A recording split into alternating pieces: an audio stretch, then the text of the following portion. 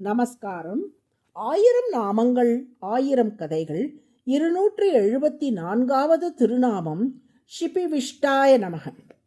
திருமாலிருஞ்சோலை கள்ளழகரின் பெருமைகளை வருணித்து பாடிய நம்மாழ்வார் ஓரிடத்தில் பொருளென்று இவ்வுலகம் படைத்தவன் புகழ்மேல் மருளில் வன் குருகூர் வன் சடகோபன் என்று தம்மை பற்றி சொல்லிக் கொண்டார். இவ்வுலகை படைத்த இறைவன் தன் பெருமைகளையும் புகழையும் குறித்த ஞானத்தை திருக்குறுக்கூரை சேர்ந்த சடகோபனான அடியேனுக்கு அருளியுள்ளான். அவனது அருளால் எந்த விதமான சந்தேகமும் இல்லாத தெளிவான ஞானத்தை உடையவனாக நான் விளங்குகின்றேன் என்பது இத்தொடரின் கருத்தாகும். இவ்வாறு நம்மாழ்வார் பாடியதை கவனித்த அழகர், பரமஞானியான உங்கள் உள்ளத்தில் சாதாரண மனிதர்களின் உள்ளங்களில் எழுவது போன்ற சந்தேகங்கள் வராது. எனினும் என்னுடைய அழகை காட்டி அதன் விளைவாக உங்களது உள்ளத்தில் சந்தேகத்தை வரவழைக்கின்றேன் என்று ஆழ்வாரை பார்த்து சொல்லிவிட்டு தனது வடிவழகை காட்டி அருளினார். அதிலும் நம்மாழ்வாரின் பக்திக்கு தலைவணங்கும் வகையில் அவரை நோக்கி தலை குனிந்தபடி வந்து நின்றாராம் திருமால். பொதுவாக பக்தர்கள் இறைவனின் பாதங்களில் தொடங்கி மேலே ஒவ்வொரு அவயமாக வருணிப்பது வழக்கம். ஆனால் இங்கே இறைவன் ஆழ்வார் முன் தலைகுனிந்து வந்து நின்றபடியால் நம்மாழ்வார் இறைவனின் திருமுடியில் தொடங்கி திருவடி வரை மேலிருந்து கீழ்நோக்கி பாடி இறைவனின் அழகினால் தம் உள்ளத்தில் உருவாகிய ஐயத்தை இப்பாடலால் தெரிவிக்கின்றார். முடிச்சோதியாய் உனது முகச்சோதி மலர்ந்ததுவோ, அடிச்சோதி நீ நின்ற தாமரையாய் அலர்ந்ததுவோ, படிச்சோதிய ஆடையொடும் பல்கலனாய் நின் பைம்பொன் கடிச்சோதி கலந்ததுவோ திருமாலே கட்டுரையே.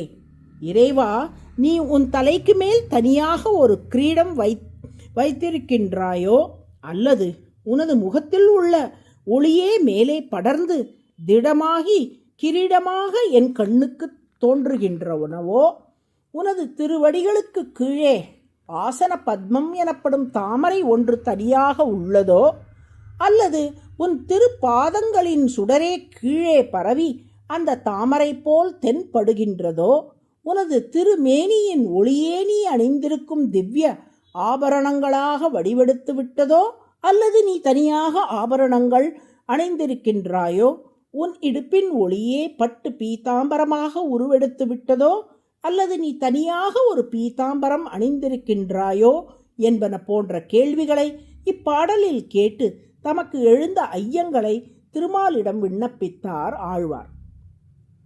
அதற்கு விடையளித்த திருமால், நான் கிரீடம் அணிந்துள்ளேன், தாமரை மேல் என் திருவடிகளை பதித்துள்ளேன், பட்டு பீதாம்பரமும் ஆபரணங்களும் தரித்துள்ளேன், இவை வெறும் ஒளியினால் உண்டான தோற்றங்கள் அல்ல என்றார். நம்மாழ்வாரோ, நீ கிரீடமும் ஆபரணங்களும் பட்டாடையும் தரித்திருப்பது உண்மைதான், அவை மிகவும் ஒளிப்படைத்தவையாக இருப்பதும் உண்மைதான். எனினும் உன் முகத்திலிருந்து பெருகும் ஒளி கிரீடத்தின் ஒளியை மங்க செய்கிறது, திருவடியில் இருந்து பெருகும் ஒளி தாமரையின் ஒளியை மங்க செய்கிறது, திருமேனியிலிருந்து பெருகும் ஒளி உன் ஆடை ஆபரணங்களின் ஒளியை மங்க செய்கிறது. உன் கிரீடம் ஆடை ஆபரணங்கள் என்று மட்டும் இல்லாமல் அனைத்து உலகங்களிலுமே உன் ஒளி பரவி வியாபித்து இருக்கிறது.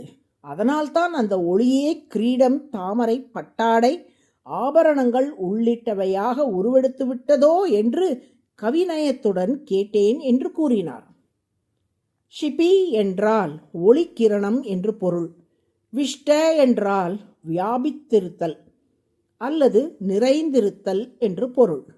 திருமாலின் திருமேனி ஒளி சூரிய ஒளி போல் எங்கும் பரவியிருந்த அனைத்து உலகங்களுக்கும் ஒளி தருவதால் திருமால் ஷிபிவிஷ்ட என்று அழைக்கப்படுகிறார். அதுவே சஹஸ்ரநாமத்தின் 274வது திருநாமம்.